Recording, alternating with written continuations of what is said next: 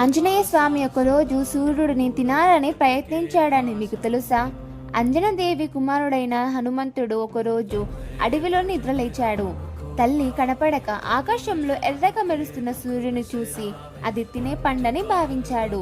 ఆ అమాయకత్వంతో సూర్యుడి వైపు ఎగిరిపోయాడు. ఆ రోజే సూర్యగ్రహణం కావడంతో సూర్యుని మింగేందుకు వచ్చిన రాహు ఈ విషయం ఇంద్రుడికి చెప్పాడు. భయంతో ఇంద్రుడు వజ్రాయుధాన్ని విసరగా అది ఆంజనేయుడి దవడకు తగిలి మూర్చపోయాడు. తన బిడ్డను చూసి వాయుదేవుడు కోపంతో గాలిని ఆపేశాడు. ముల్లోకాలు ఊపిరాడక విలవిలాడాయి. అప్పుడు బ్రహ్మదేవుడు వచ్చి ఆంజనేయుని నుదుటిపై చేయి పెట్టగా అతనికి మళ్ళీ జీవం వచ్చింది. వజ్రాయుధం వల్ల హనువు గాయపడడంతో అతను హనుమంతుడయ్యాడు. సూర్యుడు తన శక్తిలో 100వ వంతు ఇచ్చాడు. బ్రహ్మ చిరాయు వరం ప్రసాదించాడు. జై హనుమ అని కామెంట్ బాక్స్లో రాయండి. అలాగే మా ఛానల్ని సబ్స్క్రైబ్ చేసుకోండి.